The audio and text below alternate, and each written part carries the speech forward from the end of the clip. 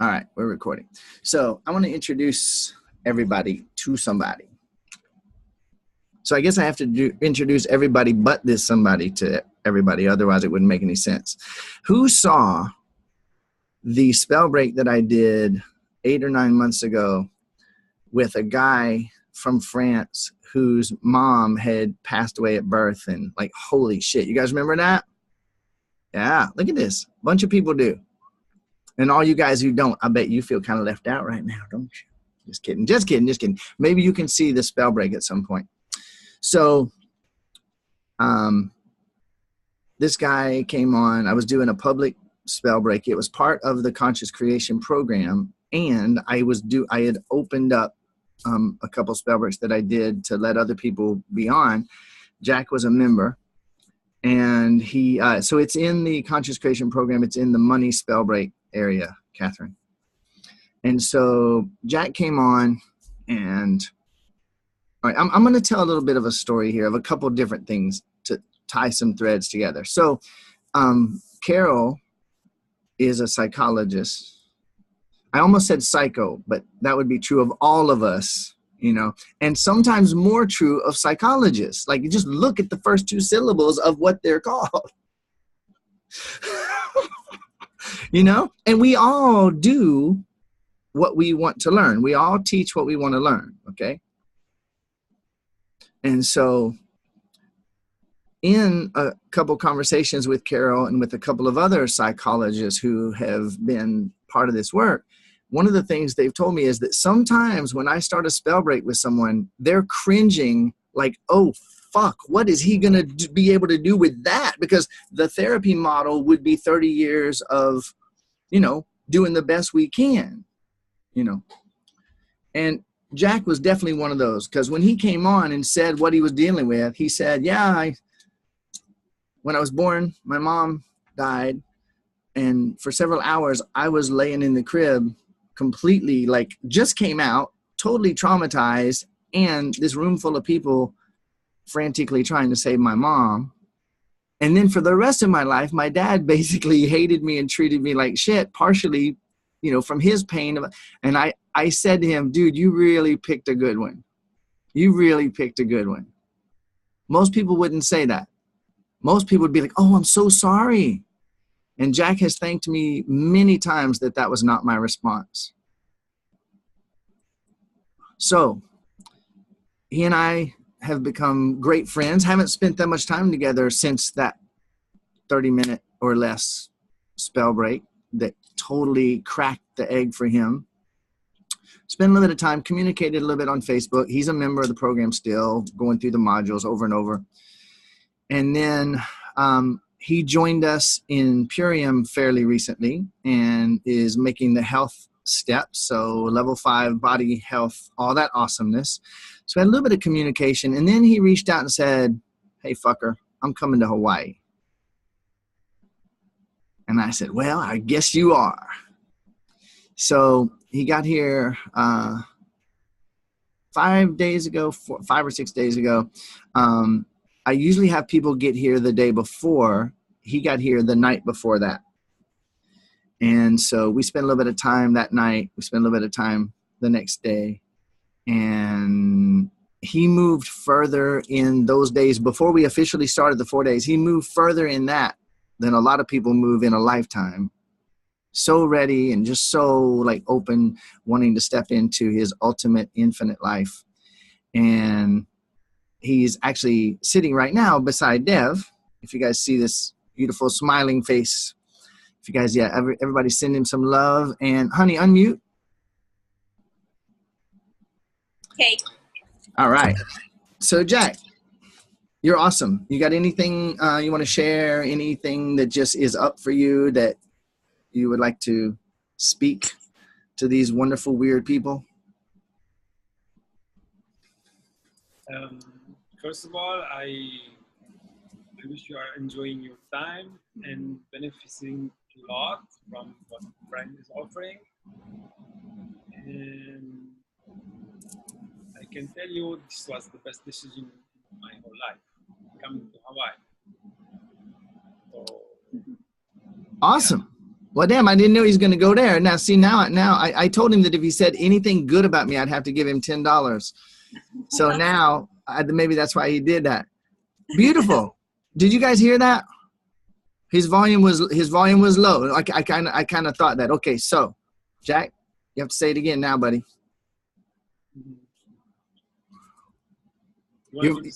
Volume is very low. Dev, when you talked, it came through loud. So I don't know microphone setting or whatever, but yeah, if you'll say that louder, whatever it was, Jack. I know it was favorable. He didn't hear me? Yeah. Nope. Yeah, talk a little louder, maybe. Yeah, perfect, like that. Okay. So I was just saying hello to everybody and telling them that it was the best decision I had in my life to come to see Brian in Hawaii and sit with him for a couple of days. Yeah, it's benefiting me a lot, and I'm so grateful for that. Yay! How about the space where we've been sitting in? Is it everybody's like all fascinated with the pyramid and the space? Is it as amazing as it looks, Jack? This is powerful stuff. Truly. Thank you, brother. All right, so what happens, you guys, when I have someone here, you've all seen it before when Renita was here forever. She was on all of my live sessions for those 3 weeks. And so I always do that. And so what's happening is, this is the magic of this crazy miracle. Jack's here for a few days doing the deepest work of his life. And man, the stories he's told me, and I see deepest work he's ever done. Miracles, insights, every time we sit down, another leap. And he gets to come on with you guys for this. And I know, and he knows, that no matter what we talk about, we'll be perfectly in line with what he and I are doing, and vice versa. Everything he and I are working through is 100% for Karen. It's 100% for Nina. It's 100% for Stacy. How cool is that?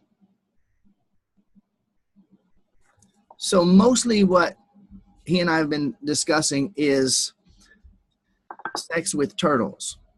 So that's where I'm going to start today.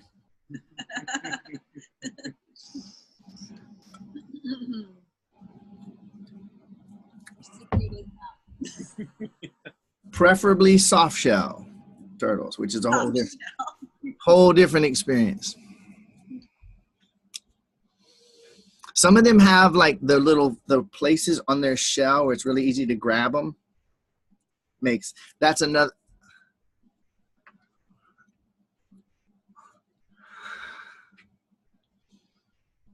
When I review these sessions later, I always watch who smiles when I say those things, because I know a lot more about you.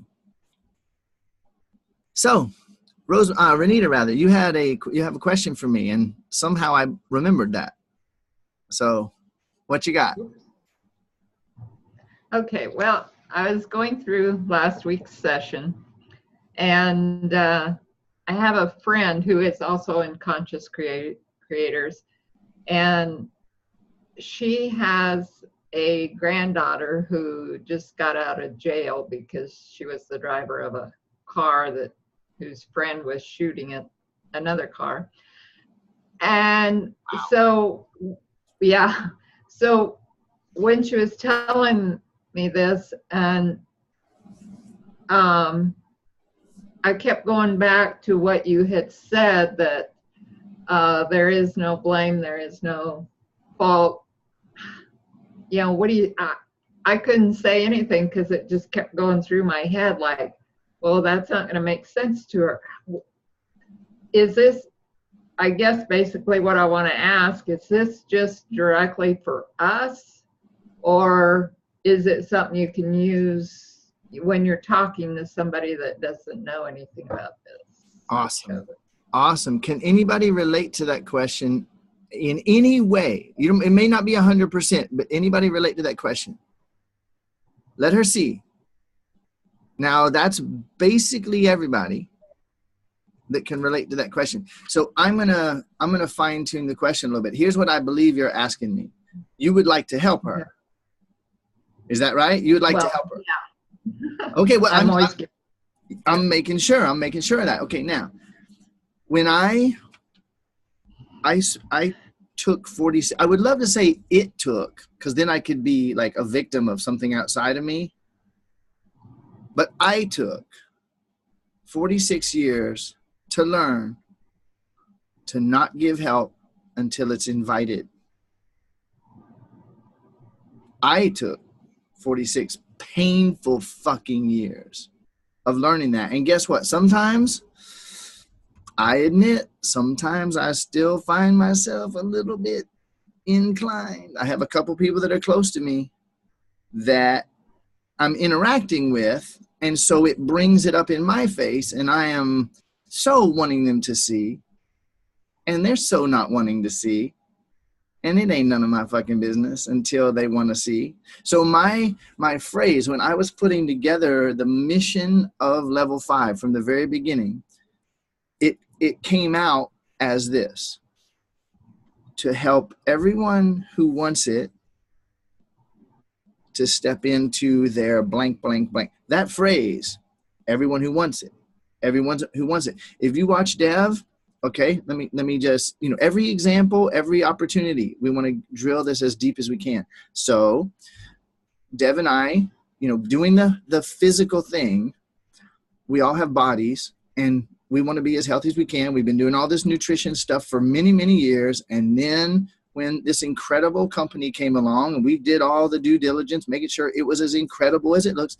And like, I mean, this is the best stuff I've ever seen, period. And the company's mission is to end human suffering.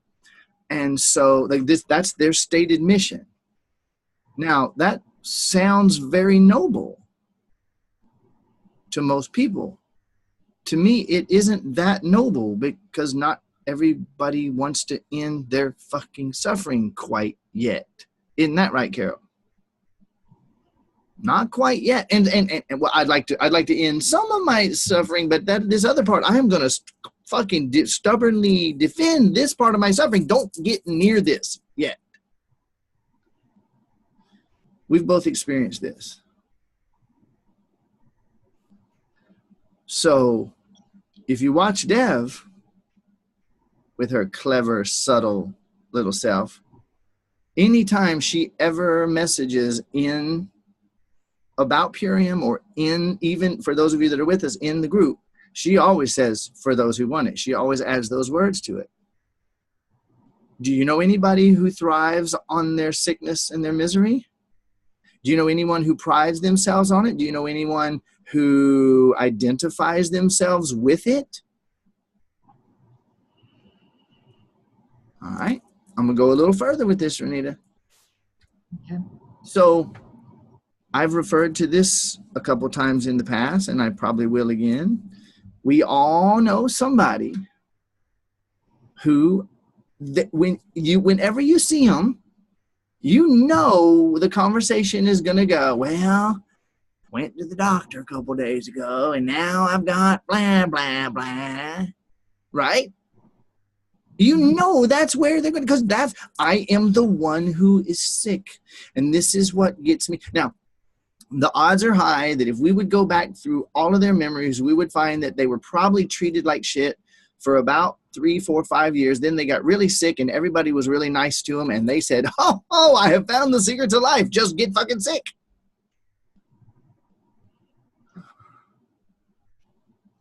You go try to tell that person how to get healthy, they're going to kick your ass. And it ain't none of your damn business. Now, you love them, you don't like seeing them sick, and you're kind of tired of hearing them talk about the fucking 47 prescriptions in the cabinet anyway, right? So you want to tell them. But if you check in and be honest, you don't really necessarily want to tell them just like that much for them. You want to tell them for you. And that's where the liberation comes in, Renita. When you check in and you realize you kind of want to tell her for you, even though you're a loving, kind, sweet, loving, sweet little person and all that stuff. So if you really want to go there, then I would say, I would begin, because she's not asking for your help right now, is she? Is she asking for your Well, emotional or mental support or help with this? well, every time she calls, she said, Renita, you always have something to deliver to me, to lift me up and stuff. And so, you know, I'm asking just for her, not for her granddaughter, not for her to tell her granddaughter or anything. But Awesome. Okay, now with that, because that fact begins to change everything, doesn't it? She's expressing some degree of willingness. Don't you agree? All right. right. So then, and you're wondering like how to address it, right? And here's where I would say kind of like the beginning of mastery comes in on something like that. I would say, well, you reached out to me about this, saying that I usually have something of value. So I'm gonna make a guess here that you're open to my help of helping you maybe look at this from a different perspective. Is that true? Yes. So would you like some help, and would you be open to hear a perspective that might seem far out to you? Would you be open to hear it? If she says yes to that, now you see, I already see the look on your face. It's like, oh, duh, right? You know, if she says that to you, then you can begin, and here's the magic. Here is the magic. Here's the magic. Know when to shut the fuck up. The minute you see her go, or like something is dropping in her energy. She's not liking it. She's not open. She's not wanting to hear it, and she's not asking for more. Say, Okay. you know, and But what if, huh? go ahead. No, But you. what if with this, what if she says, yeah, but she may still have to go to prison, and yet you're saying she don't, you know, there's no blame and no fault. Well, I would treat it with someone who's a total beginner like that, who's really like, this is a whole new thing for her. I wouldn't tell her that's how it is. I would ask her, what if it is? I would say, is it possible? Is it possible that your daughter actually asked for this? Is it possible that on some level she invited this for her own benefit, for her own growth? Is it possible? Now, who the fuck consciously wants to get their arm cut off? Consciously on purpose. Who the hell consciously wants to sit on a tack, you know, or step on a nail and have it go through? Who consciously wants that? Virtually nobody. Who unconsciously calls in those experiences as a means of waking up? Oh, everybody. Okay. Now it's totally alien to her. You can just say, listen, I'll tell you what I'm discovering for myself. You might not be open to it. You might. I'm discovering that when I ask questions, really open, crazy questions that consider possibilities that most people won't consider, I find a lot more space opening up. I find a lot more ease opening up. I find, wow, like maybe everything I think I know isn't actually working. Have you ever felt that? And she's going to say, yeah, I have felt that. Well, then let's consider some crazy possibilities. What if she's more powerful than she knows? What if, I mean, who let that person in the car when she was driving? Who did that? Who kept driving? Yeah. Who didn't go to the cops? Who didn't stop? Who didn't say, put the gun down and get out? Who didn't say that? So it was a choice. It actually was a choice. No one cannot deny that it was a choice. No, it wasn't a conscious choice. Please put me in jail. It was, though, a choice. And that's enough right there. So, you know, the irony is that this girl may go to jail. She may not go to jail. And what she chooses between now and tomorrow could be the thing that makes the difference, because she's affecting the governmental system that she's artificially created out of nothing anyway. Okay. Helpful? Yeah. And I have shared with her some of the questions and to ask, and so she knows about the quantum questions. And Awesome. Awesome. And, you know, if maybe she'll read the book. Yeah, she has already. Oh, well, see, then you have the doors wide open for you to push that. As long as she's inviting it, yeah. Okay. Remind her daughter's an infinite, unlimited being, and so is she. She doesn't want her daughter to go to jail for her daughter's sake, and she doesn't want her daughter to go to jail for her own sake. Right. And she's finding it's hard to, well, the whole family, you know, they're in the blame shame game with the girl, and she's responding by pushing back, and so grandma doesn't quite know how to handle all of it, to keep peace and to also share with the granddaughter her love yet. All right. So if she'll drop the keeping peace and just focus on the giving the granddaughter love, she'll do great. Okay, that's what I was wondering. Yeah, that was some of all that was coming up today for me. Yes, because you, my love, have loved your little fantasy role as a peacekeeper yourself, haven't you? Oh, big time. And guess what? Ain't none of our damn business ultimately. Listen, for people who don't want peace, being a peacekeeper puts you at war. I'm going to say that shit again. That's so good.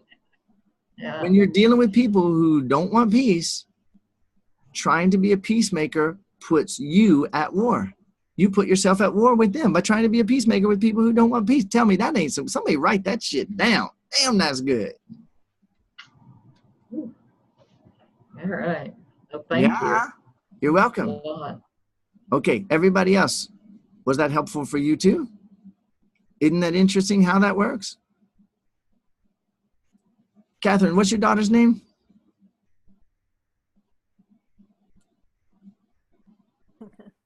Isla. Isla? Yeah. Hi, Isla.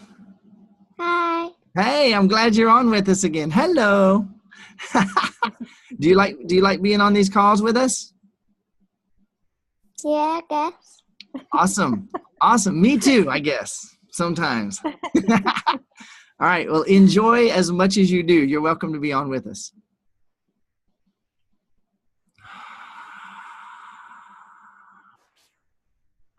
So,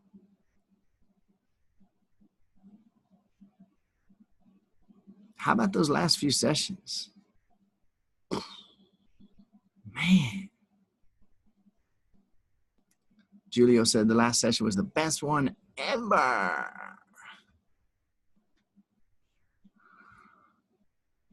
So, who's been paying attention to the last few sessions? If your hand doesn't go up, I'm going to call on you. Okay. Who has been doing their best to get everything they can out of the last few sessions, really? There's a lot of yummy in there, isn't there? All right. Mary Lou's hand did not go up on that one. Oh, okay. Okay. So, Brian's going to get me. I'm trying to duck out in 30 minutes here anyway. So who, preferably on topics that we've been talking about, although no matter what you bring up, just like Renita bringing that up, it's going to be on topic somehow. Who has something that they would like some help with? Damn, Rosemary was like, I hope he says, she was like, did you see that? It's like, she was like, already there. Okay. I saw you too, Karen. Rosemary went first, so she wins for now. So what you got, Rosemary? Yeah, it's, I really wanted to say about how helpful it's been for me, because this has probably been one of the most jarring experiences, certainly since we've been working together, that I've gone through. And just by now, what I call, I'm having a level 5 breakup, just by using, how is this the best thing that ever happened for me? And then after we were having that conversation about no power outside of me, and then switch it around to, okay, then how am I creating this? And by taking that point of view, within a matter of days, I was able to see my own creation of it and able to let it go, to just be in peace with, this is the best thing that's happened for me. And now with all the implicit that's become explicit, I know myself better. And yeah, it's been awesome. So I can't thank you enough for all of that, because I've definitely been able to learn so much about me. And the whole thing about, you're not in trouble, so that when it would come up, I would just go, oh yeah, okay. Every time I was in judgment, how is this me? How is this me? How is this me? So it's turned out to be a really powerful positive, well, I know we don't say positive and negative, but it's turned out to be something that I can really see has been in my best interest. Oh man. All right, let's play there for a few minutes too. All right, so check this out. Dev just typed in, she sees your power, Rosemary, and I do too. And I see it, and I want to underline a few things. I want to extend a few things even further. So the reason why, you guys all know this, and guess what? We still can forget. And as long as we're forgetting, that means we haven't fully gotten it, right? Sure. So to clarify something at the end there, it isn't that we don't say positive and negative. It's that when we say positive and negative, okay, I got a few trains of thought, and I might lose a couple of them, and I'm still with you no matter what happens here, Rosemary. Okay, everybody, let's just take, you celebrate with Rosemary. She had this breakup, amazing, coming apart, right? Now, that thing you just said specifically about the positive and negative, I want to underline and clarify it completely to take it to the furthest level. Who here feels that they get what I preach and teach about positive and negative? Who feels that they have it so completely, so authoritatively, totally in their bones that they could basically explain it as completely and as well as I do? Is anybody that far 100% on the positive and negative thing? Okay. Wow and yay. Yay. This is so fucking fundamental. And I am in the position of, you ever heard someone who's like a real expert and they've spent their 10,000 hours gaining mastery at something? There's a kind of a funny thing people say, I've forgotten more about this topic than most people will ever learn. Okay? I have so much content inside of my head, inside of my cells, inside of my heart, inside of my being. I have so much information that I literally could do probably a month-long talk, 30 days with Brian, and I come out and speak on stage for 10 hours a day for 30 days. And when it was over, I'd be like, damn, I wish I'd had time to like cover this part, because listen, we're talking about a paradigm that completely expresses infinite truth. And for whatever reason, I have this gift and opportunity and responsibility to share this paradigm in a way that's, whatever reason, I'm able to actually articulate it and explain stuff that cannot be explained. You know, it's a weird ass position for me to be in. I don't take pride in it, and I'm not humble about it. Just, wow, freaks me out too. Well, some of the stuff, like if I look back at level 5 mentoring, where I started 7 years ago. All right, Mary Lou, love you.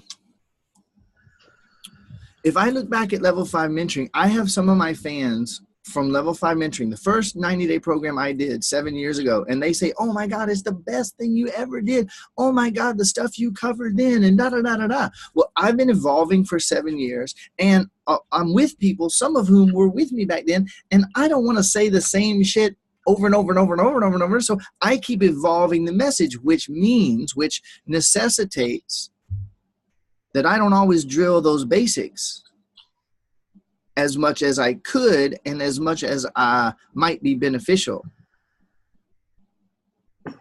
I would apologize, but I honestly can't. I just don't have, I'm not going to do a 800-hour session with you guys and say everything. Not going to happen. So I'm surprised, and I am very grateful to realize that you guys are not 100% clear on the positive and negative thing, as it creates an opportunity for me to reinstate a basic. And I'm going to aim that everybody here that wants to and is willing to is going to end this session with it. So thank you, Rosemary. What a trip that an almost incidental at the very end of her statement could be one of the most valuable things possible for everybody. And if I don't get back to the topic with you, Rosemary, it'll be okay. We'll see. All right. We're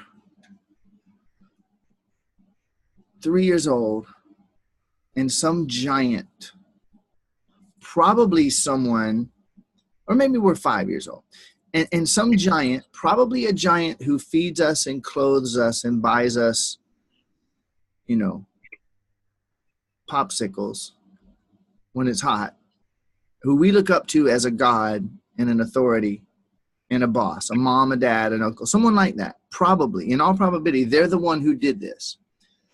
They looked down at us with anger at something we had done that we had no fucking idea that it was bad. Because it wasn't bad.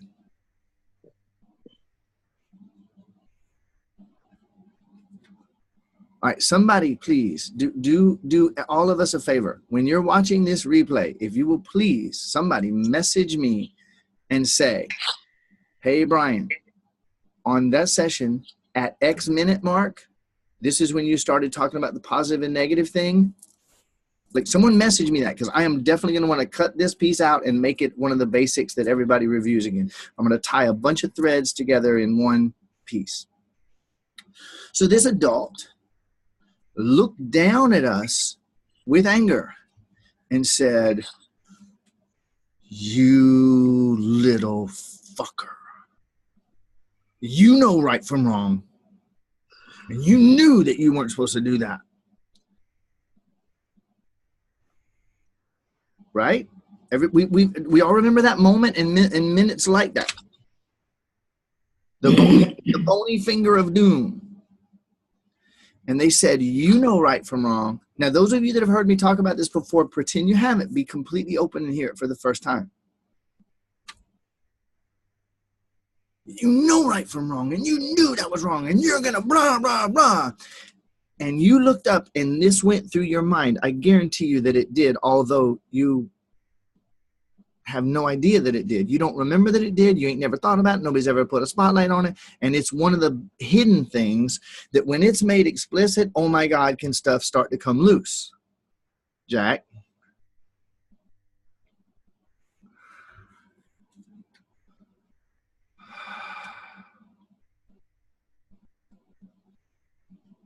Damn nuns, Karen just said. How awesome is that? Thank you, nuns. You know, that vow of chastity, they're all pissed off because they ain't getting none. That's why they call them nuns, and they all like, all right? So, all those authorities with their right and wrong. Now, you looked up at them and you thought something like this. Oh, shit. Terror. They're not only not loving you, they're threatening you, and you are in terror. Don't make light of it like you have been trying for the last decades. Holy shit. And you looked up and you thought, right and wrong? You might as well be saying, blah and blah. I don't have any fucking idea what those words mean, but I can see that you're telling me I should and that I'm supposed to and that I better. Now, secretly, I don't even think you have a fucking clue what right and wrong means either. But if I tell you that, you are going to kick my ass. So my only option is to say, yeah, I know right from wrong. Please don't hurt me. And they either still hurt you or they did. You get in your room and and then they came in and beat the shit out of you over right and wrong. And they told you, you better never fucking forget it. Now, some of us got hit, some didn't. The irony is we don't have to get hit to be totally traumatized by someone we love who's that big, looking down in our face and yelling at us, threatening us. This is a gigacious, traumatic experience of having right and wrong stuck up our ass or stamped with like a branding iron on our butt cheek and on our mind. Often with physical violence.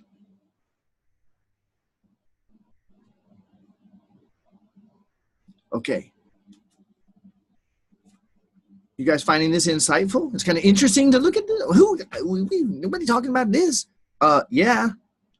So this is one of the traumatic formative moments. Bad boy, bad girl. Bad girl doesn't get the cookie. I was counting on that cookie. You told me I could have a cookie. Now I'm ruined forever. And I'm a bad girl. Now, it's okay. So some of us are laughing, but guess what? It was hell. It was trauma beyond trauma beyond trauma. Now, we are imprinted with right and wrong. And we under massive fear of death and destruction. For the rest of our lives, we hear these crazy motherfuckers around us. Religious, educational, governmental, medical, right and wrong, right and wrong, right and wrong, right and wrong, right. And then we learn that there's another good and bad, right and wrong, and good and bad. And everybody's singing their fucking crazy shit about, well, this is right. But then this person says that this is right. And the other person says that's wrong. Wait a minute. Now how do I fucking navigate? Most people going through life in a state of panic, 24/7, completely under the radar because they've repressed it so that they don't feel it because it's too fucking painful. That's why you act so fucking crazy.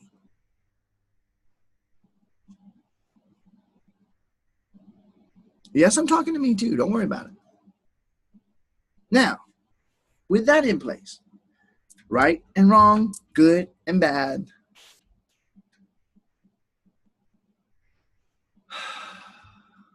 And then we learn our religion. Oh, what the fuck? Right in the middle, right at the very core of all of that is a right and a wrong and a good and a bad and a blah, and a blah, blah, blah.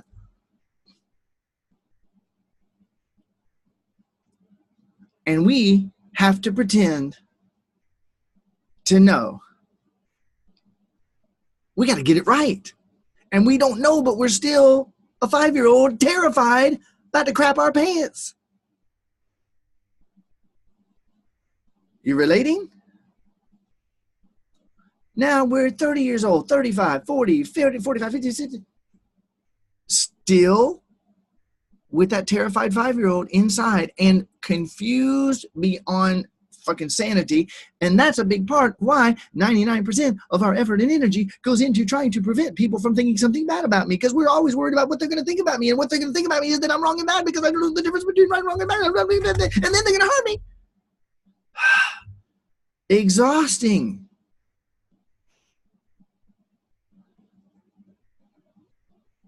It's enough to make you join fucking Freedom7. Now, then, we discover being spiritual. I'm going to buy some incense and beads and maybe a robe. I might buy a robe. I might go all the way and get one of them white turbans, put a little dot on my head. Ooh, I am spiritual.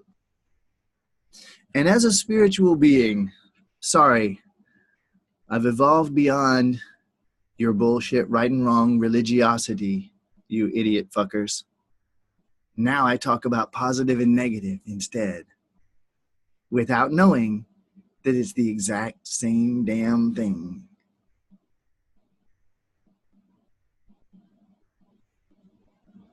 So I'm sorry, lowly Freedom7 members, but Brian, I am the arbiter of what's positive and negative, not you. So I will tell you what's positive, and I will tell you what's negative, and you will go along with it.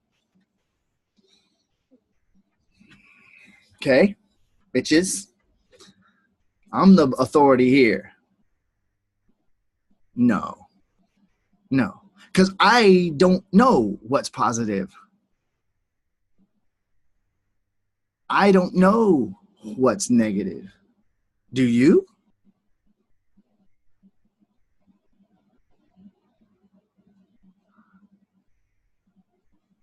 You don't. I'll be the one to tell you lovingly. I'm not going to tell Rosemary friends because she might not be ready to hear, but Rosemary's here. I'm going to tell you, Rosemary, you don't have a fucking clue what's positive or negative, honey. And neither do I. Julio, you know, when that girlfriend broke up, it was so negative. It was so, it might be the best damn thing that ever happened for you, huh? Might be.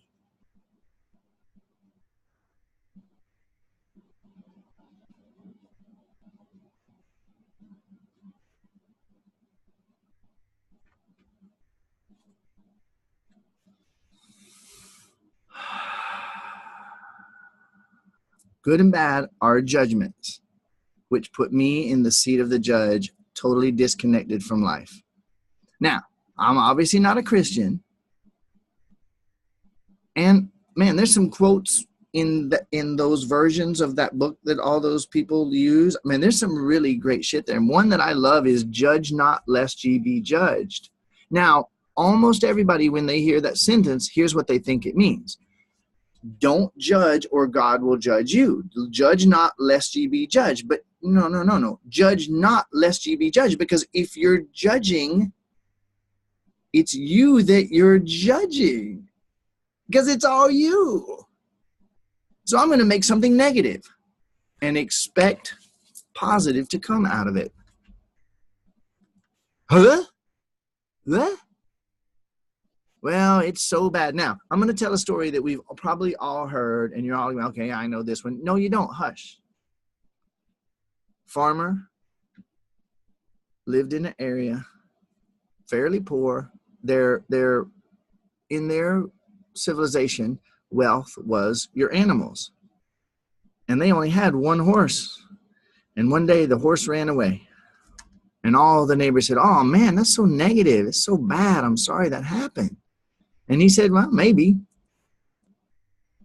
And the next day, his horse came back, and his horse was a male, and it had gone out into the wilderness and found 4 mares and brought back a harem. So now he had 5 horses, and all his neighbors said, man, that's so positive.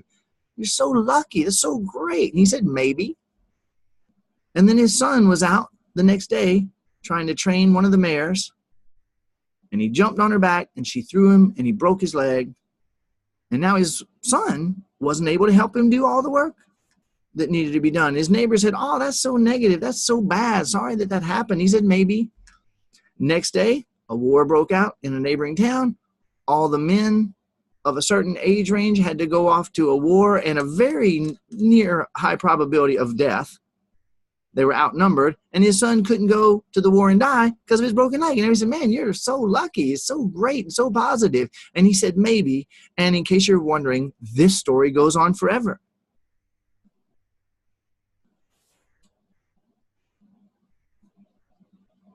Quit being the fucking authority of positive and negative and killing yourself and beating yourself to death with it.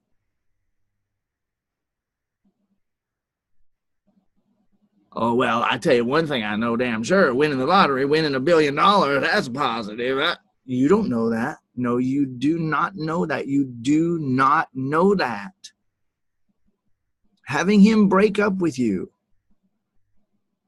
you do not know that that is negative. And if he was a jerk, and he finally left, you don't know that it's positive. And that whole thought process, the very act of speaking it, perpetuates it. Now, it's not just that say, and this is where, Rosemary, the distinction, it's not that we don't say that. So I'm going to add now another thread that I go through often with you guys, and this is going to really help to cap this off. Who's got the whole thing more than you had it before? The whole positive and negative. And who sees that this has, if this has value, put your hand up like, wow, this is actually important shit here. Now, this ain't, okay? All right. Now, I don't correct what you say in spell breaks or anything else. I'm not correcting it. Well, let's replace the word. No. That has nothing to do with it. Everybody else in self-help does that. Speak positively. Well, goddamn, there it is. The power of positive thinking. Shut the fuck up, man. Perpetuating the poison. I don't point out the words so that we don't say them. And I'm not talking about changing a word or replacing a word. If we will look at what we just said, go slow with me now. If we'll look at what we just said, then and only then can we become aware of what we just fucking said. And if we look at what we just said and become aware of what we just said, then and only then can we become aware of what we were implicitly thinking that inspired us to say that. And only if we look at what we just said and become aware of what we just said, which we allow that to help us be aware of what we were thinking, then and only then can we become aware of what we unconsciously believe on that topic that's been hidden from us all along. Well, damn, that's a big deal, man. But wait, there's more. If you act right now, you'll also receive, when you take that moment to look at what you just said, to become aware of what you said so that you could become aware of what you think, and then you let yourself be present enough to realize that in order to have thought that, I would have had to have believed this. Only then can you become aware of what you unconsciously are sure that you know.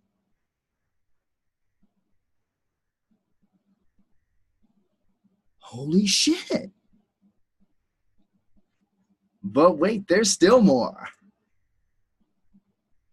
Because if you will pause and look at what you just said, without defense, without, well, I didn't really mean, if you just look at what you just said, you get a chance to find out what you were thinking, which could lead you, if you stay present with that, you could actually find out what you were believing. And then you could find out what you are sure unconsciously that you know. And when you realize that, you could have a potential breakthrough by saying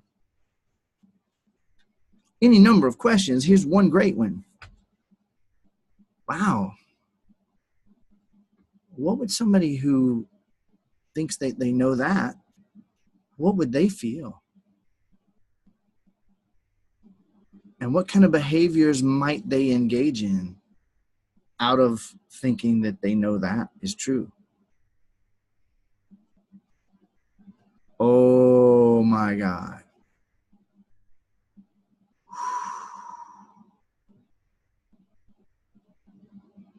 Now let's have a moment of silence for all the people desperately trying to master positive thinking and positive speaking, and all the teachers who are teaching positive thinking and positive speaking. Obviously, they don't want to be free quite yet. And there's no point for us to go preaching this to them unless they ask. However, for we, the fortunate few who are waking up in this way to these things, let's really take a solid glance. I don't think that, I believe that I could do a session on either of the 2 points I just made. Number one, which is why not positive and negative.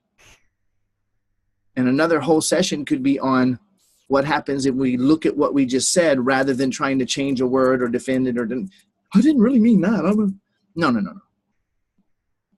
So when I speak positive and negative, I'm revealing that I believe. Well, I was thinking that there's positive and negative, which means I believe in positive and negative, which means I know that some things are more positive and some things are more negative.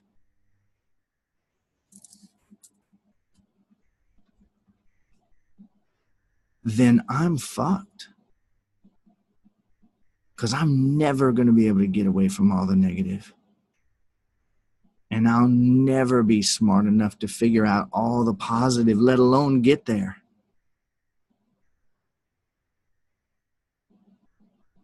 And if you really want the ultimate, how about the ultimate? Yeah? How about the ultimate? You want the ultimate gift of all this whole craziness? Picture, if you will, the yin-yang symbol, right? Can you see it? The circle, right? And then there's the white fish. It's not a fish. And the black fish, right? Now, let's don't be racist here. Black ain't worse and white ain't better and white ain't worse and black ain't, it's just black and fucking white. There's no commentary. It's just, look, there it is. Now, here's the thing. If you actually look at it and you contemplate it, which is what it's for, it's a symbol to remind us. I'm so glad I created it.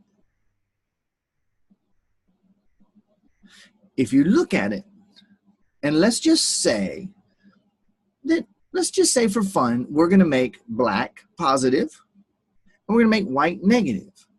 Right? Feel all the feelings that even come up when I say this. Is he talking about black people? Is he talking about white people? What's going on? Ugh. Black's negative in the universe, and white's positive. Now, you start at the little tippity end where it's real thin, where black is just starting on the circle, right? And it goes out, and it goes out, and it gets thicker and thicker and thicker, and then it gets to that place where it like does the semicircle, right? At the place where it is the thickest and the biggest, most complete blackness, what's right in the motherfucking center? Anybody know? White. So in other words, the more you go into the so-called positive, right in the damn center of it is negative, if that's the yardstick we're using, which tells us you can't get more positive. The positive and negative is a judgment in your mind. It doesn't exist in the world or in the universe.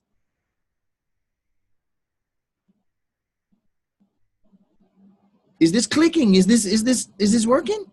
So guess what? I only have one yardstick. While all you people, my friends, all around the world, while everybody's chasing positive and actually not knowing it, but running from negative,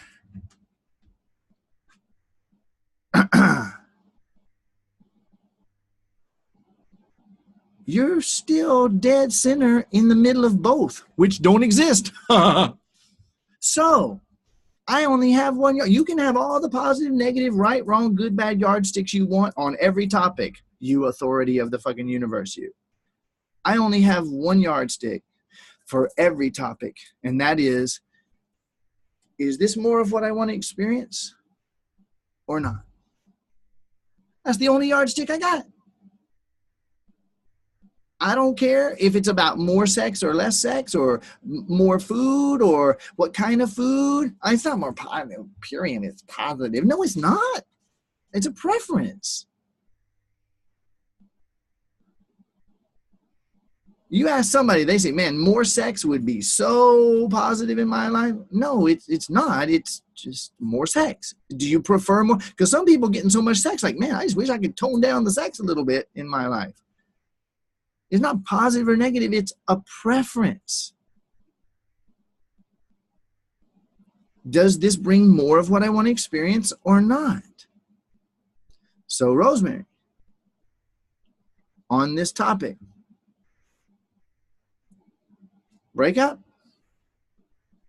I'm going to figure out whether it's a positive experience or negative, or I might sit in the middle in my infinite wisdom and say, well, it's a little bit both. It's a little bit negative because of the feelings. It's a little bit positive because of Or I could say, does this experience move into more of what I want to experience or less? And then I'm the one in the center. I'm admitting the truth. I'm living the truth. I'm practicing the truth. I'm expressing the truth. I'm honoring the truth that it just is. Now, do I prefer more of it or not? Based on what is, I can make a choice to move in the direction of what I want. But if I'm trying to make a choice on whether it's positive or negative, who's the authority? Where do I go check the book to see? Well, wait, is 97.3% negative? So that judgment is the ultimate trap. And how ironic that it's disguised as spiritual wisdom. We don't do right and wrong anymore. It was positive or negative, darling. Climb up here and join us in positive, negative land.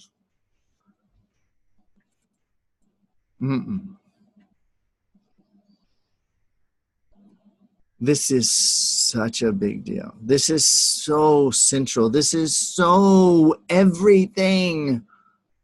Infinite, unlimited being. We haven't talked about this for a couple of days, have we? Infinite, unlimited, eternal being.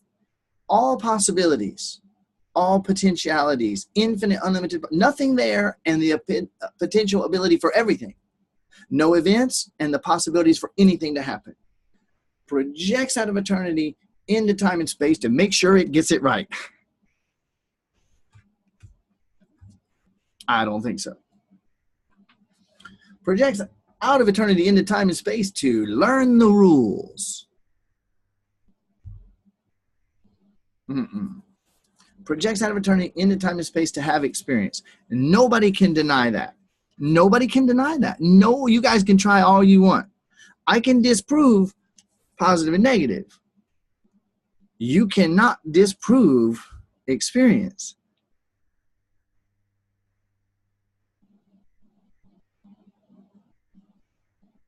Everybody try for 1 minute. We haven't done this for a while. Everybody try for 1 minute. Close your eyes. Now, check and see if you're having experience and see whether you get a yes or no. If you are having experience, even with your eyes closed, raise your hand. Please, everybody, 100% response quickly. Let's be efficient here. If you're having experience, okay, now put your hand down. Thank you. Now, everybody, I want you to get ready, because on 3, I want you to stop having experience. Get ready. Don't fuck this up. Eyes closed. Get ready. 1, 2, 3. Stop having experience right now. Stop. Stop it. Stop it. You're not stopping, are you? You're still having experience, aren't you? You hard-headed thing, you. All right, now, with your eyes closed, you just found out through the silliest experiment ever done. You just found out that number 1, you are having experience, and you just found out number 2, that even if you try, you can't stop. Yes? Experience is going on. Now, everybody open your eyes and look. I have a crazy question for you. Number 1, you're having experience, right? Number 2, right this moment, you don't know how to stop, right? So experience is ongoing. Question number 3. Can you prove to me beyond the shadow of a doubt that any experience is positive or negative? Well, Brian, I don't like people grinding up babies into hamburger. Okay, Dev, you better come give me a hug before you go though, babe. I don't like them dropping bombs, but you can't prove that it's negative, can you? I don't like when my butt itches. You can't prove that that's negative. Oh, I sure do like it when I find money on the sidewalk. Can you prove to me beyond the shadow of a doubt that that's positive? That you found 20 bucks on the sidewalk? Can you? A couple of you are thinking about it. Can you prove to me?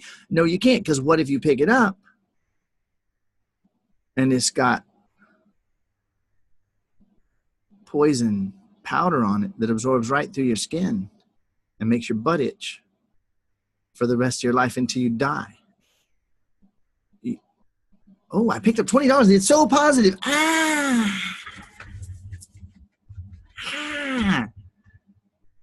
don't know. You don't know. You don't know. You don't know. So check this out. Can you prove beyond the shadow of a doubt that there are some experiences that you prefer more than others? Oh, yeah. Abso-fucking-lutely. No question.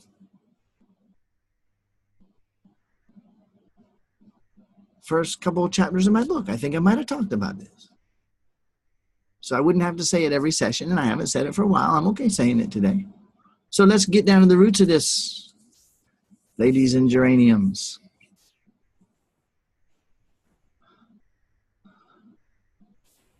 You've been living your life chasing positive and running from negative because you believed in it, and it got in deep. And even at this late point in multiple Freedom7 programs and this deep into this Freedom7, that question was not 100% clear with everybody. Now, I don't know if I ask at the end of next session, hey, could someone explain the whole positive and negative? Might be that still nobody says yes, or maybe one or two people will say yes, or maybe one or two people still won't feel 100% clear. Listen to me, guys. Get clear on this today. When I put this replay up, watch this fucker 8 or 9 times. Pull out, after you've watched it the second time, pull out your journal, and I want you to write down, what are some life events that could happen that I could interpret as positive or negative, and actually bring it out and do it. And then put another question and say, can I prove beyond the shadow of a doubt that it is positive or negative? And then another great question would be, how might I interpret this event as positive? And after you've written down all the ways that you could, then write down, and how might I interpret it as negative? You do that and make this implicit, explicit on something that you previously thought it was too simple. Because right now, you guys, I'm not going to ask you because everybody said this is important. Yep, this is important. This is important. It's so important. It's almost everything. Like everything else builds on this. So when I finally, Jack, when I finally quit doing what I'm doing because of what my kids might think, when I finally quit what I'm doing because what my society might think, when I finally quit doing all the things that I was doing because I didn't want people to think blah, when I finally quit that and I begin to live my life based on what I prefer, I'm free.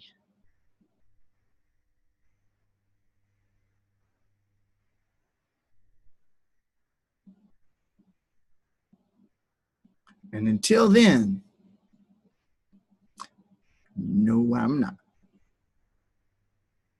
How many of the last 50 choices that you made, the last 100 choices, the last 1,000 choices, and we're making them all the time, unconsciously. How many of the last 1,000 choices did you make with part of the considerations involved were what someone else was going to think?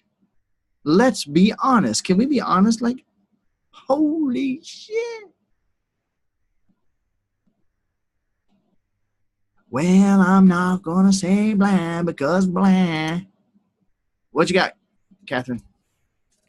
So it's kind of a bit related to this. So I have this thing I've been realizing that I may ask for help, like let's say in a business coaching course, where I want to change and I want to be able to hold more money, create more money, whatever.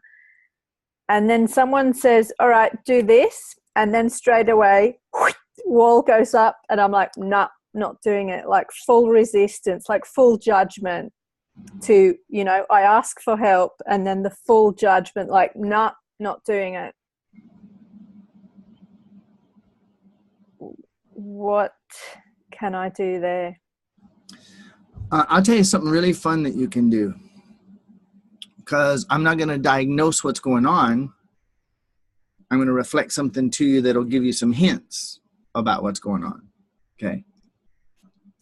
Many people would call you stubborn. There are people who have called you stubborn. And you have thought of yourself at times as stubborn. So when we're children, when we're little, and we don't get a space to really say no because we have such an overbearing parent. God, how does he fucking do that? How does he do that? When we have such overbearing parent or parents that we really never get to really say no. All right, I'm going to bring in a slightly larger picture so this can be as maximally beneficial to everybody. And Jack and I had a big conversation about this morning, how perfect this always is. The pendulum never swings to the center. Everybody knows what a pendulum is, right? Pendulum never swings to the center. It always swings where? To the other side, right? So if someone feels like I've been a doormat my whole life and I'm done with it, they don't suddenly become a completely balanced person who speaks their preferences. They become a, no, I'm not going to do a motherfucking thing you ever want me to do. Don't they? Don't they? We go from being a doormat to being an argumentative bitch. That's what we do. We go from being a brutal monster. We finally wake up, oh shit, I don't want to be like this anymore. And we become a fucking wimp. For a while. We generally overcompensate. Somebody, you know, I've had friends like this. I ride in their car and they turn their air conditioner. It's a little bit warm outside. They turn their air conditioner to max cold. And then we're all freezing to death. And then they turn it off. And then it gets way too hot. And then they turn it all the way to maximum cold. You guys know someone like that? So most of you do. Okay.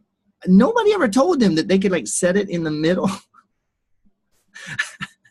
and just be comfortable. So that's the middle point of the pendulum. All right. So what you can do, Kat, I want you to have some fun with this. And then let's talk next session and see how it works for you. I got a crazy prescription for you to try and use for a few days.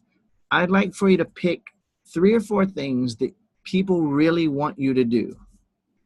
All right. This will be simple.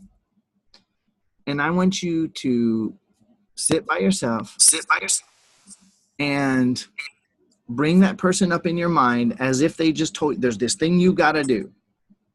And I want you to adjust in your mind. I want you to look in their eyes and I want you to be a 3-year-old. And I want you to say, I'm not going to do it. And you can't make me. No matter what you do, I'm not going to do it. You can't make me no matter what. And if I ever do it, it'll be because I'm damn good and ready. And I want you to do that over and over and over until you feel done. I don't care how silly you feel. It doesn't matter. Let yourself do and say what you never got to do and say as a kid. And then watch and see if it's not easier for you to listen when someone gives you a suggestion and you know that you can actually choose whether to do it or not. You don't have to fall down and do it, and you don't have to be a stubborn ass fighting against doing it. You can just feel, do I want to do this? And you're going to find it being peaceful and easy. Deal? Yeah. Watch. It's going to be magic for you. Watch. All right. Karen, you had something about a third of a second after Rosemary did. And I'm not sure that I'm done with Rosemary yet. I'm just coming over to you anyway. So what you got? Okay. I really don't. Well, this week has been amazing. And I had a huge breakthrough that I didn't even know I had to have. And and I really don't know what to do with it all. Perfectly said. Perfectly said. Before you say any more, listen, Jack, I told you it's always this way. Breakthroughs. When we have breakthroughs, boys and girls, we just broke something. Now, that's not a bad thing. It's just that we just broke something. And we often don't know what to do with it. Sometimes it's more enjoyable to have little incremental movements that we can kind of manage, because after a breakthrough, you got to find Karen, bear with me for a minute. There's something, I just had something that is so monumental coming through that I really must share. And it's probably going to help what you're about to say anyway. All right, so check this out, everybody. I'm all for breakthroughs. And they're kind of violent.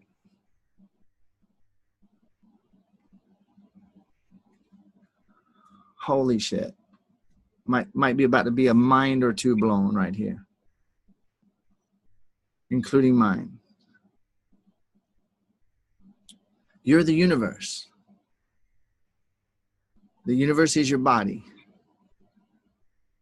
You have access to all that is, and you are all that is, and you're the source of all that is. So you ain't lacking nothing. And oh my God, do we experience something very different than that the vast majority of the time. So,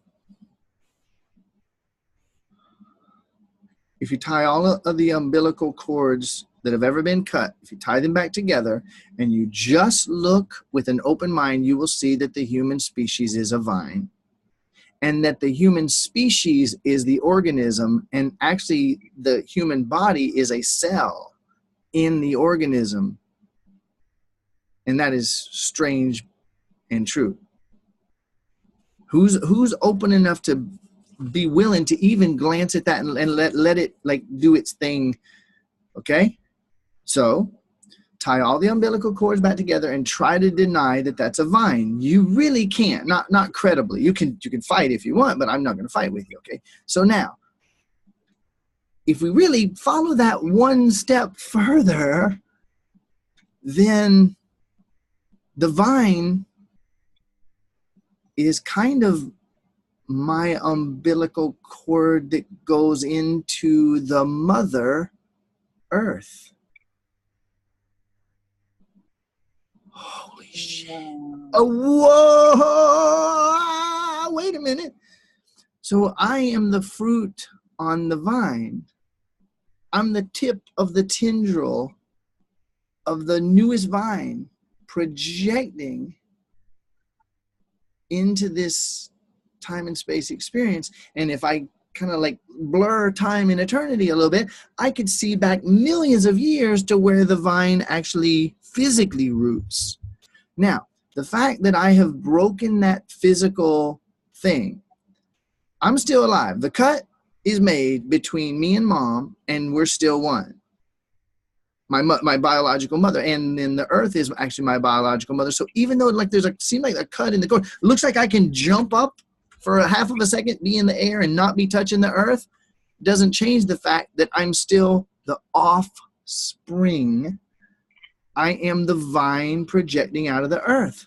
Therefore, I am one, and I am sustained and nurtured and fed and totally taken care of. Everything I could ever want, everything I could ever need, I am and is me and emanates from the same place as me. And at the non-physical, I am the source that manifests as the earth and the vine and the body and everything else. So there is no lack of anything. It's abundance is, abundance is, abundance is. Love is, abundance is. Kind of sounds like the first session. Okay. Now, with that in mind, when we don't know that we are it, and we don't see the cord, and we feel isolated, and we feel like our mom died at our birth, when we feel that, we perceive that, because we got cut off, snapped off from the mom.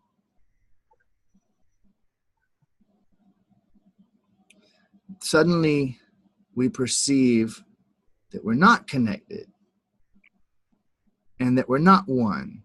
And that perception is so convincing that you could say that the only cause of pain in the entire human experience is the illusion that we're not connected and that we're not one. That's the only cause. The fact is we are one.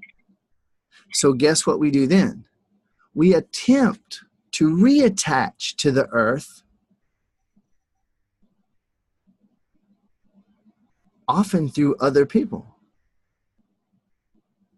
If I could just hold on to him enough, I can like milk some of the way he's connected to the earth. I could connect to the earth through him. If I could just get her addicted enough to me, I can keep her around and I'll be able to connect to the earth through her. If I get my bank account big enough,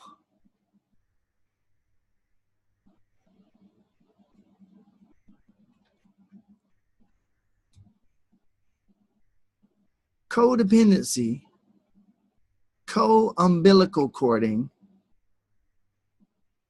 sexual addiction, relationship addiction. And that's why when that person we're in a relationship, when they say they're leaving, we think we're going to fucking die. Because we were actually trying to reconnect to our sustenance through them. Weren't we, Rosemary? We damn sure were.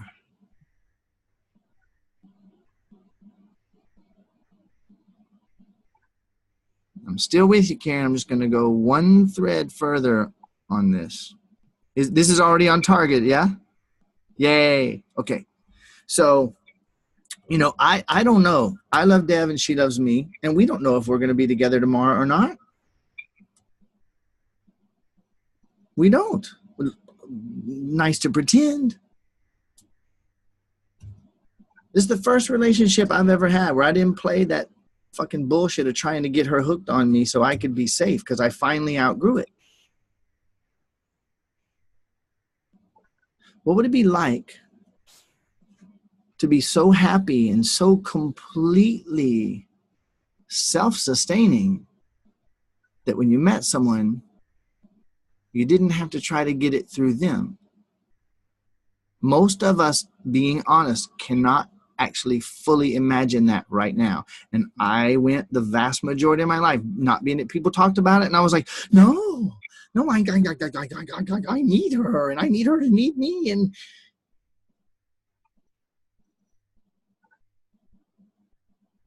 the irony and the beautiful thing of this is, for me, that the reason why Dev and I can have such an amazing, amazing relationship, don't we, Renita? Don't we, Jack? Don't we, Dev? Oh no, you're coming to hug me before you leave, girl. Don't even try that. She's got a little retreat thing going for a few days that she's about to head over to.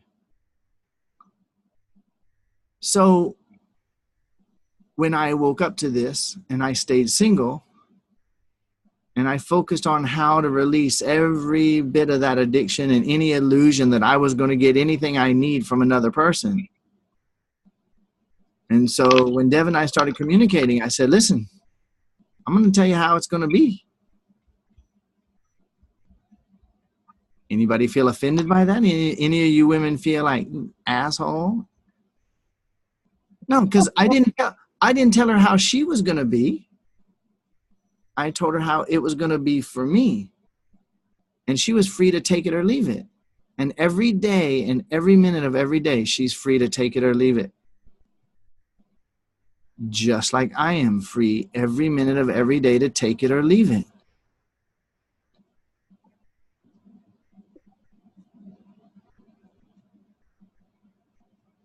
If I'm living this thing about focusing on what I want to experience, if she starts turning into a psycho bitch,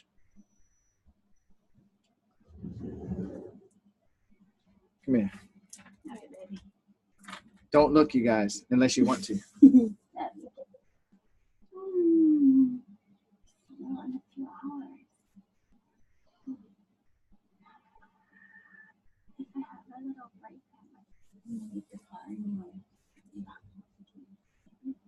This is what you see all day long. When the clothes are on. Mommy. So, you sent me the details? Not yet. All right, do that. See you in a bit. Love you. Love you. Bye, guys. So, all these things we've talked about before, and that doesn't matter, does it? What matters is that we get it. Everybody basically, when they leave my house and they say, It's the best work I've ever done. It's absolutely beyond any inner work. It is literally, truly, Brian, you're unquestionably, you're the real deal. And wow, it's the best investment I ever made. Holy shit, holy shit, holy shit, holy shit. The events are great, and it's kind of multiplied when it's one-on-one. Okay. And then they say,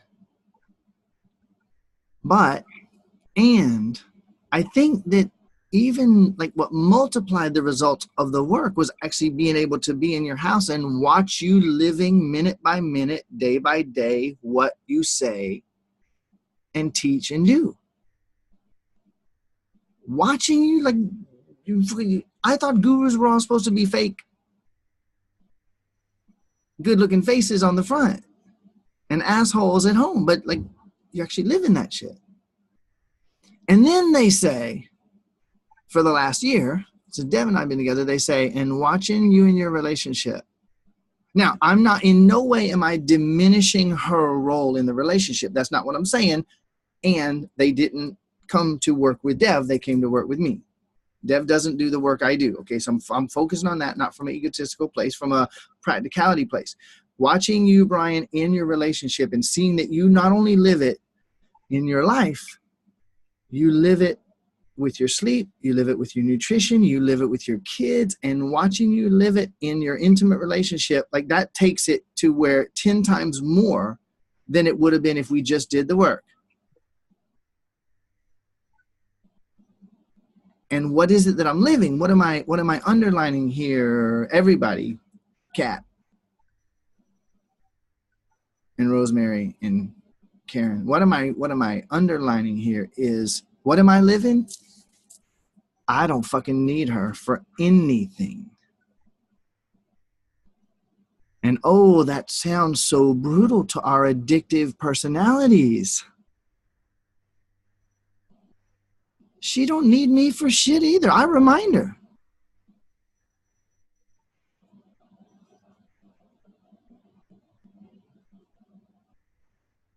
And so, amen. Amen. And so what we say to each other is pretty much 2 or 3 times a day, we say, I still choose you. We say, you'll hear it echoing through the house every single day. Hey, babe, I'm just letting you know I still choose you today. And we continue to do things to make life more wonderful for each other, which makes the choosing really easy and fun. You know, having an agreement in your relationship, how about we just both make the choice to continually focus on giving each other more orgasms and making them the most unbelievably beautiful and powerful orgasms. How do we just both choose that? How can I make you come harder, bigger, more? What would be the greatest, most hottest, funnest, exciting thing for you?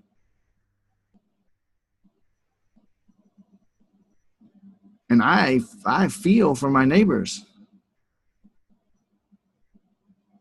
I'm glad that the house that's on this side is actually a vacation rental, and it's like people coming and going, and we don't have to see them like every day.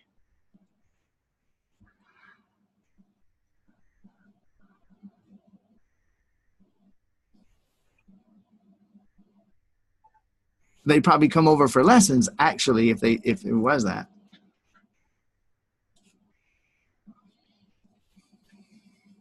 Might be the next course. Okay, Karen. I don't know how I did with where you were going. I know that I went where I went. Yeah, it's really very interesting because I have to give a little, okay. My youngest son is 26. He lives in Cincinnati. When he was a baby, he was severely damaged by vaccines. He what? Wasn't supposed to live. He was severely damaged by vaccines and was not supposed to live, and nobody knows how he lived. But it was because of me, because there was no way he was dying. And so for 18 years, I did everything. I found everything. And this was before the internet. So I found stuff all over the world, did all this stuff, okay? So he's recovered. After 18 years, I thought that I didn't have to worry that he was going to die anymore. But this week, what I figured out, which has actually been kind of causing a wedge between us, is that we're so connected, but then he left. And when he left, I promptly gained about 50 pounds. Never in my life has that ever happened. I just, and I know that I'm scared, or I'm always telling him what to do for his health and whatever, but he's so far away. Stop. Let's stop. Okay. Now I didn't know this was going here. I got to stop you for your benefit, for everybody's benefit here. Okay. A couple people that watch me closely have been thinking, if that was me, he would have stopped me 42 words ago. And Rosemary's one of them. Okay, Karen. Okay, so No. what? No. Okay. So you're telling me you've given me a few becauses here. Mm-hmm. All right. Do you know beyond the shadow of a doubt, even if I don't point out what the becauses were, do you know beyond the shadow of a doubt that the reasons that you gave me as the becauses are actually the reasons why for these things? Do you know that beyond the shadow of a doubt? I believe it. Yes, thank you. Yes, you do. And how's that shit been working for you? Well, no, that was the big breakthrough, because all of a sudden, just Wait. I'm being very stubborn here. No, you're not doing nothing wrong. You just breathe. Can you be okay with me doing this? Can you? Yeah. Oh yeah. Okay. I'm not correcting you. I'm not grabbing you by the neck. I'm reflecting something to you. Now, there's been multiple people in Freedom7s in the past, and you've seen sessions where somebody was telling me about one of their wins, and I stopped them 5 words in and reminded them, okay, I don't doubt that you have an amazing breakthrough here, and I don't doubt that it's wonderful. And I am not minimizing it. I'm not undercutting it. I'm not disregarding it in any way. What I want you to know is that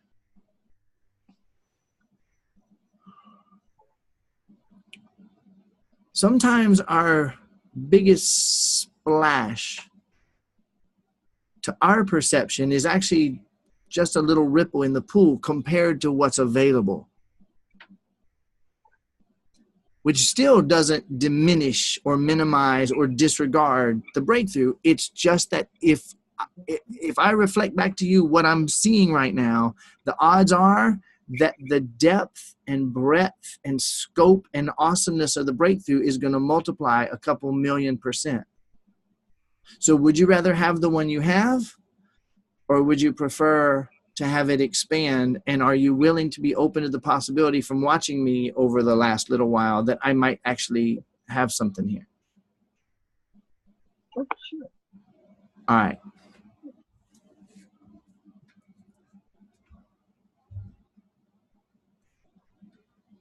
You're sure that the reason he stayed alive was because of you. That's one. I accept that possibility, and I am so not telling you that it's not true. I'm just saying that you're telling me you know, and I'm asking you, do you really, is it possible that it was him? Is it possible that maybe the way you saw it in the story you told yourself, and listen, honey, this was serious for you. You were Mama fucking Bear, and don't fuck with Mama Bear, because Mama Bear will rip your head off to protect her cub. She will, and I know it, so I'm not getting in between. Yeah, I'm not getting in between there. You went at it, and you did the impossible, and you were so serious and so committed, and I honor that. I'm not diminishing that either. Okay, I'm just saying, number one, do you really know that? Because I say you don't. Okay, second is that he was damaged by the vaccines. And I'm never correcting your words. I'm saying that if we'll look at the words we said, wait, I already said this, didn't I? If we look at the words we said, we could become aware of what we were thinking. And if we become aware of what we're thinking, we become aware of what we're believing that we know, and then find out what we know. And then wow, what would someone believe if they, and feel if they thought that? So I don't know that he was damaged by vaccines, and neither do you. And you're telling me this post-breakthrough, just so you know. Next thing is that you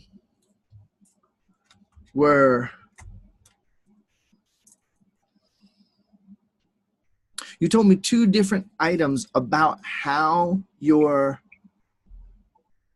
connection to him was causing things. And I'm going to simply say, might it have been something other than the connection? Might there have been some things other than connection? Might there be some added ingredients that either actually exist or that only existed in your mind that were, and that's part of why you're having the breakthrough. I'm not going to undercut it. So what I want to encourage you to do is, like, really, you're right now, I can see you watching the replay and you've gotten up to here. Stop the video before you go through this next part and really contemplate, let it sink in to the nth degree. Wow, I still was kind of thinking some of that stuff. Now, don't let this throw a wet blanket on the awesomeness of what you're sharing. And tell me. Okay. I had a realization that it wasn't a traumatic event. It was it's just traumatic, and that it was all still there, and that even though he's 26, I still feel like he's 2 months old, and that it's still all on me. Yes. And that he's there, and I realize that I can give that up and give, he can do what he's going to do. He's 26. Whatever choices he makes is what he makes for himself, whether I like him or I don't like him. He's the most fabulous human being on the earth, and I should trust him. But I was reacting every day of my life as if he was still that horribly damaged child. So, and he's recovered. He's not cured. He's recovered. So he's still, in my mind, I was like, I need to keep reminding him that he's got to take care of himself. But what I realized is I was doing that for me, because that would bring my trauma down. So now I'm at this place where I understand this. I realize this. I don't know how to get to the other side of it to make that reality for myself, that I'm actually going to let him live his life, and that I can let go of the trauma. Yes. Does any of that make sense? 100%. Now, what was the state of your relationship with his dad when that vaccination thing happened?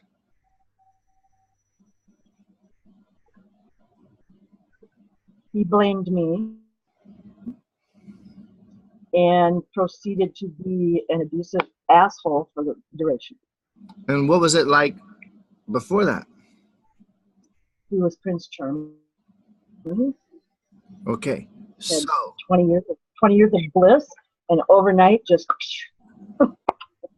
Okay, and do you have any? Why does he think he blames you for that?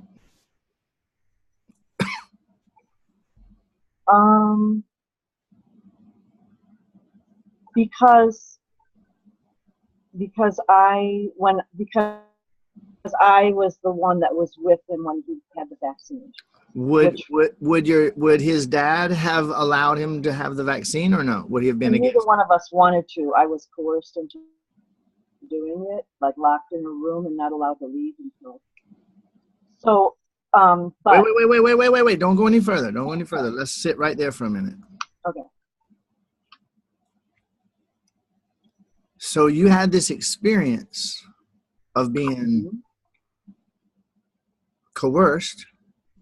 I mean, you could have killed somebody, but that would have had other consequences too, right? Had you grabbed all the scalpels and said, motherfuckers, touch him with that needle, I will slice your blank off, you know? That would have had other consequences. So I understand you not choosing that. All right. Now, then your relationship with him went to shit after you were already feeling upset about being coerced to do something you didn't want to do at the same time. That wasn't fun. That was intense shit. Now, this man is treating you like shit and pissed off at you for doing something you didn't choose and didn't really want to do consciously. And so, is there any possibility that in that you maybe to some extent attached your relationship stuff to your son that had gotten pulled out from under you, so to speak, from his dad? Is there any possibility that anything like that happened at all? Okay, I need to understand what you just said. Okay, so did to any extent, whether you think it's good or bad or right or wrong or perverted or fucked up or awesome or magical or even just a possibility, is there any possibility that your relationship with your son became your primary love interest right after the relationship with his dad went to total shit? Very possibly, just because Okay. I love him to pieces. Not as okay, forget about becauses. Listen, here's what I would like for you to do for the rest of this session and for the rest of your life. Just experiment with tossing because away. Because this is what I'm pointing out. When everybody watching this, go back to the moment when I started working with Karen for your own sake, and Karen for your sake. Go back to the minute we started this, and I want you to write out, transcribe what you said, and the 3 or 4 becauses that were in there. I want you to I have no idea what I said. Huh? Because I have no idea what I said. I know. And this opportunity of this topic and this experience and this session in this program on this fucking day has the opportunity to be the most significant multidimensional turning point of your entire life, making every other shift you've ever had look like nothing. I believe that. It is so true. So I'm going to be more clear and more explicit. And so much for a shorter session today. I'm suggesting that you go back to the minute you and I started and literally transcribe word for word every bit of your side of this conversation up to the moment when I stopped you. And then I want you to look at everything that followed a because, and I want you to really ask yourself, treat this as if, if I do this thing that Brian's telling me, if I do it completely, someone is going to hand me a check for $10 million.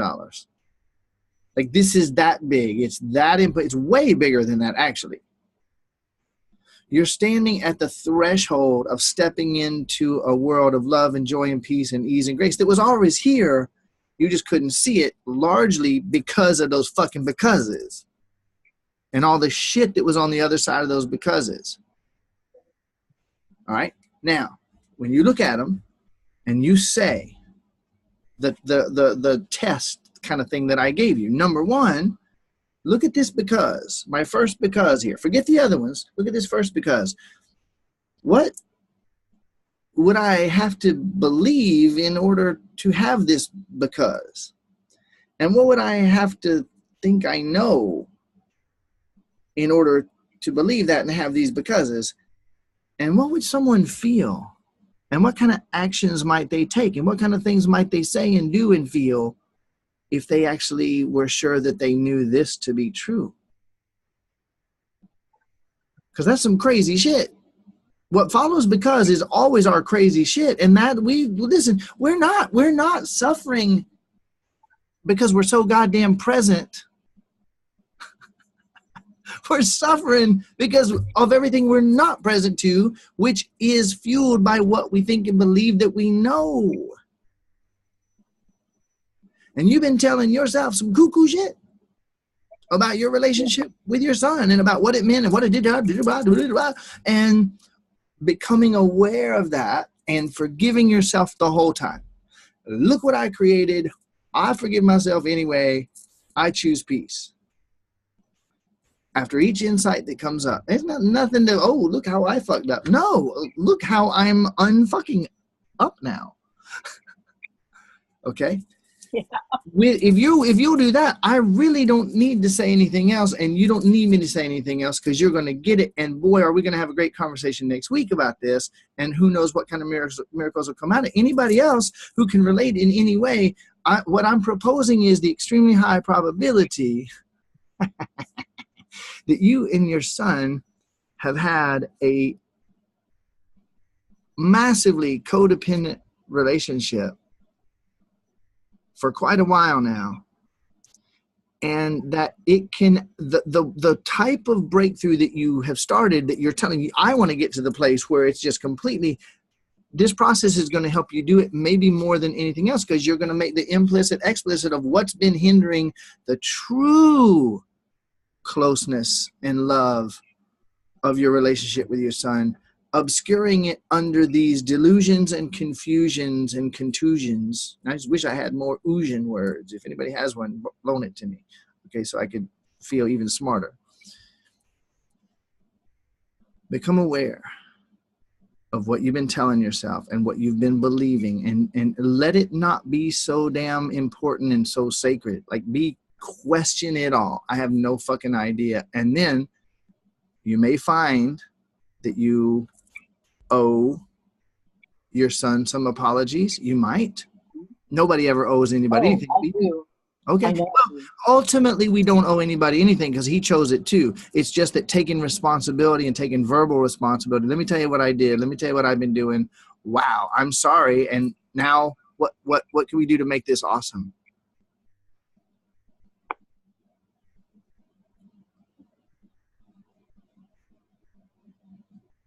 There is huge value in this for you. Beyond, I dare say, beyond what you imagine, even though you have an idea like, wow, it's so No, it's huge. It's so huge. And the way this is going to free you up, it's already started. The way it's going to free you up for you to lay all this bullshit down, oh my God. Karen. Whew. I know. All right. So I'm going to actually leave it there. Okay? That's the work. It's going to be for you to look at those things, and it's going to be so amazing. I welcome you to comment in the community, in the Facebook group, and really let us know what's going on with this. And don't be surprised if 3 hours afterwards you come and post one thing, and then 4 hours later, 8 hours later, you want to post something very different. Like, just let it flow, because we're all in this together. I wanted to do that the last couple of days, but it was like I would just sit there and go, I don't know. I don't even know I don't know anything I just said to you. I didn't even know how I was going to say anything. And so I didn't know how to write anything. I just knew it was huge. Yes.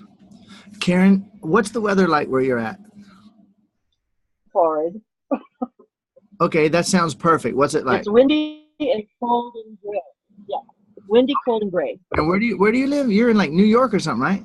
No, Madison, Wisconsin. Wisconsin. Oh shit, Wisconsin. Okay. Well, what's the temperature there right now? It is about 40, but it's wind chill. It's about 30. All right. I want to encourage you to go outside and wear what you need to wear. Just go barefooted though. And if there's some, Oh, I'm all into that. Yeah. okay, go, especially like now, like really now, while you're confused, if you'll go put your feet on rocks and just breathe. You don't have to think. Just feel how confused you feel and put your feet on the rocks and let that do some magic for you. And then I will do my absolute best. I'm working with Jack today. I'll do my absolute best to get this session up as quick as it converts. And get some time, ideally now, while you're really feeling this confusion. This is the best time. It can be miraculous for you. Everybody get. Oh, I'll do it immediately after this is over. Okay. Guys, when you're confused or scared, put your feet on rocks. Okay? Barefoot. All right. I'm wrapping this up, boys and girls. Rosemary, you got what you came for? All right. Nina and Pamela each have something. What you got, Nina? You started to say that breakthroughs were violent, and then you went into the vine. And Yeah. I thought there was a because. If you could just, I guess it's not a because, but if you could just clarify a little bit about where you were going with it, that I really like that. I will happily do that. Okay, so here's the thing. We have been, we're everything. We're the whole thing. And we don't know it, and we're not experiencing it the vast majority of the time. In fact, we're experiencing the exact opposite, which is disconnection and pain and fear and all this other shit. So we attach to any goddamn thing the biggest jerk possible. We'll marry that fucker and attach to that. Okay? Literally and figuratively. Which means that in order for us later in life to start moving in the direction of freedom, we have to break some things. We have to have breakthroughs and break widths and break offs. Now, they can be very graceful, incremental movements, okay? I can say from this, now that I understand masculinity and femininity better, I am choosing to every day express more of my masculine power. And I can do that in smooth curves. You know what I mean? It can be great. I also might have a moment when I wake up and realize, oh my God, I have been such a vagina, which no offense to vaginas, you know, almost every woman has one, and some men are. No, I'm not knocking vaginas. I'm just saying, I'm a masculine man. I'm not supposed to be a vagina. You know what I mean? So I might have a moment when I'm like, I have been such a puss. I am just raw, and I have this big breakthrough. Well, I might want to realize I just had a big breakthrough. And now what I just broke through, I don't have a connection temporarily. You get it? I just broke that addictive thing that I was thinking I'm attached to get some sustenance out of. So there's going to be an adjustment time sometimes after a violent breakthrough. Doesn't mean like killing somebody or bashing them in the head. It's just, wow, this is, and now I'm a little disoriented, right, Karen? Like, fuck, if this is, I've been telling myself this story for 20 fucking years, where am I now and how do I get back? So usually we reattach. That's not what you want to do. What you want to do is breathe and reconnect to the earth and drink water and breathe and let yourself realize that you already got it all. You didn't have to be attached to that thing that you've been so desperately clinging to the story of for the last 30 fucking years. Clinging to a half-ass relationship because you secretly thought you wouldn't find anything better. Got some people nodding their head. That little tiny little nod, like, don't notice me, but yeah. Got it, Nina? Yay. I'm glad you asked. What you got, Pamela? Uh-oh, there we go. I meant to say, I love you. Thank you, Catherine. Thank you, Nina. Thank you, Karen. That was exactly what I needed. How about that? I was just trying to do the love symbol. Love. Thank you, honey. All right, so I'm going to invite one last comment from Jack. Everybody look at that beautiful smile on this man. So Jack, how was this whole experience for you, and or do you have anything you feel the desire to share with everybody or anybody? I would say A little bit louder, my friend. Yeah, I would say that everybody who shared something, I benefit from it, and especially when you was talking about the breakthrough and stopping the excuses also, and suggesting that we get back to those excuses because I had a lot of them, and go to the thought and belief underneath, then ask how this serves me. This is my biggest breakthrough throughout this time, and really I'm so grateful for everybody who shared, because everything they said, it benefited me really great. So thank you, all of you. Thank you so much. Yay! I mean, you see how selfish he is? Isn't that awesome? We are ready for selfish. Everything, all this was for me. Fuck y'all. This was for me, man. And I hope everybody here feels that. Like, wow, everything that was said, every word, everybody's issue, Renita's question, I don't remember the last time that somebody brought up an issue, and when I said, who is this for? Like literally 8 out of 10 at the very least raised their hand every single time. There's only one here. Thank you, Jack. I love you, buddy. I'll come out there and hug you in a minute too. All right, everybody, let's give Jack a big hug. He's in the middle of, like, this is day 3 of breakthrough after breakthrough after breakthrough. He's been putting his feet on the lava, let me tell you. All right, everybody, great session, truly magical session. Freaking fantastic.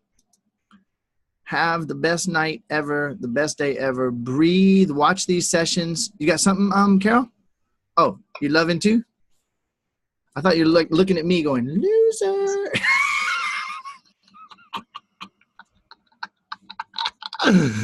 Oh my God, I love Carol. I'm gonna hug her again one of these days too. I hadn't seen her for a little while. All right, boys and girls, I'll get this session up as quick as I can for you. Fuck a because. Thank you, everybody. Love you. Fuck because. Fuck a because.